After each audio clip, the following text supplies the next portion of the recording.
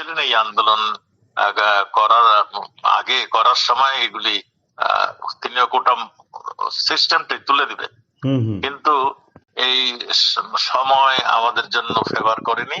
আমাদের হয়তো কিছুক্ষণ সময় লেগেছিল, এবং আমাদের যে পলিটিক্যাল পার্টি তার প্রতি আমাদের মানে একটু নজর একটু কম ছিল। সব মিলে ঝুলেই একটা ঘটনাটা মানে কোটা আন্দোলন থেকে পরবর্তীতে মানে এক দফা আন্দোলন চলে আসলো। কোটা আমরা কিন্তু মাননীয় প্রধানমন্ত্রী কিন্তু স্বীকার করে গিয়েছিলেন যে কোনো কোটা থাকবে না, ইনক্লুডিং মেয়েদের কোটাও থাকবে না, সব কোটা বাদ।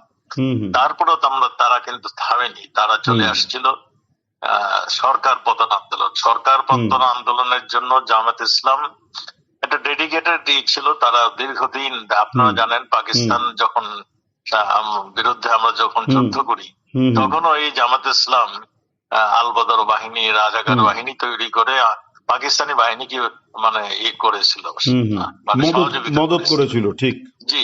তারাই এখন আমরা দেখলাম এই মানে যারা নাকি আমাদের স্বাধীনতা বিরোধী ছিল, স্বাধীনতার বিপক্ষে ছিল, তারা শুধু জাতীয় এবং আন্তর্জাতিক ভাবে যারা বিরোধী ছিল, তারাই দেখলাম তাদেরকে ডেকে নিয়ে আবার একটা মোর্চা করে, একটা ষড়যন্ত্র করে, এবং এই নোবেল লরিয়েট ইউনূসকে সামনে এনে দাঁড়া করিয়ে দিল।